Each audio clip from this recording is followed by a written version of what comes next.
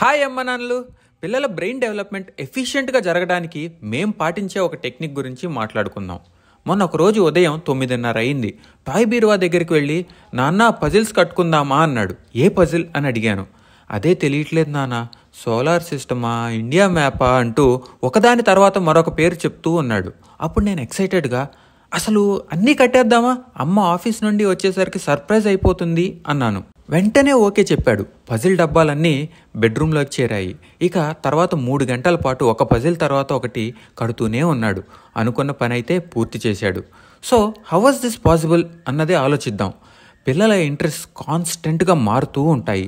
ఒక certain activity మీద interest వచ్చింది అంటే అది వంట కావచ్చు, కూరగాయలు తరగటం కావచ్చు, బొమ్మలు కావచ్చు. కొన్ని రోజుల పాటు ఆ పనిని చేస్తూనే ఉంటారు. సడన్గా ఒక రోజున ఆ యాక్టివిటీ పట్ల ఇంట్రెస్ట్ చూపించడం మానేస్తారు, మరో యాక్టివిటీని వెతుక్కుంటారు.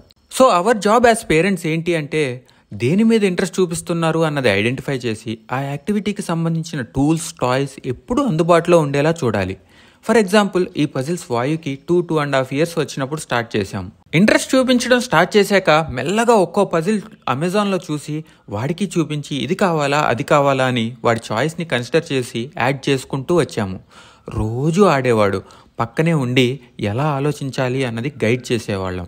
ఇక్కడ మేం చేసింది ఏంటంటే, వాడి ఇంట్రెస్ట్ని ఆసరాగా చేసుకుని చిన్నగా డిఫికల్టీ లెవెల్ పెంచుకుంటూ పోయాము. 2 సంవత్సరాలు గడిచింది. For every few months the way he solves the puzzle, ఆ అప్రోచ్ అనేది కంప్లీట్గా మారుతూ వచ్చింది. It's a sign of how his brain is developing. అయితే ఇదంతా జరగడానికి మరో అతి ముఖ్యమైన పాయింట్ ఉంది. అదే మన ప్రెజెన్స్.